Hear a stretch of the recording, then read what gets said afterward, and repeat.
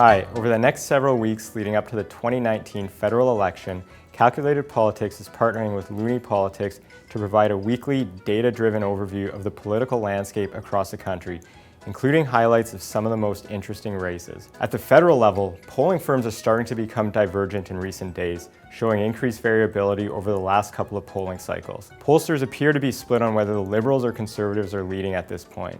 When I look to the Calculated Politics projection, I'm seeing a tight race in popular vote between the Liberals and Conservatives, with the Conservatives recently pulling slightly ahead by about 0.5%.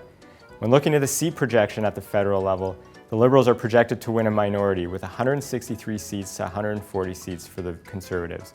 The NDP are currently projected to lose 28 of their 44 seats and close to 8% of the support that they had in 2015, bringing them to 16 seats and 12% support.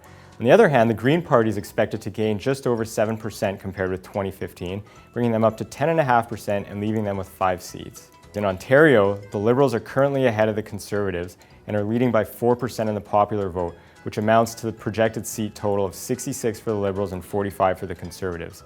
One riding of particular interest in Ontario is Markham-Stouffville, where Jane Philpott will run as an independent and is currently projected to retain her seat in a battle against Helena Yatsick.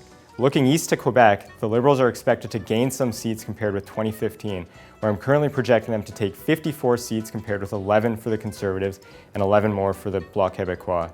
In Quebec, the projection is also showing 24 ridings that are very tight and could go either way, and this includes Beauce, where Maxime Bernier currently leads by a mere 1% in a fight to retain a seat in that riding. One of the biggest stories in Quebec is that the NDP is projected to lose almost all of their seats from 2015, finishing up with just 1 seat and losing most of the support that they had. British Columbia is shaping up to be one of the most exciting provinces to watch in this election.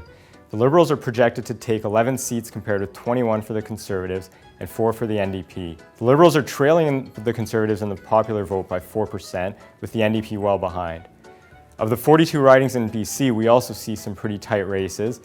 And of interest to many is Vancouver-Granville, where Jody Wilson-Raybould is projected to win her riding as an independent by 7% over Liberal candidate Talib Noor Mohammed. In Alberta, there are no real surprises, with support for the Conservatives hovering between 55 and 65 over the last year. The Liberals are set to lose all 4 of the seats that they won in 2015, with the Conservatives gaining.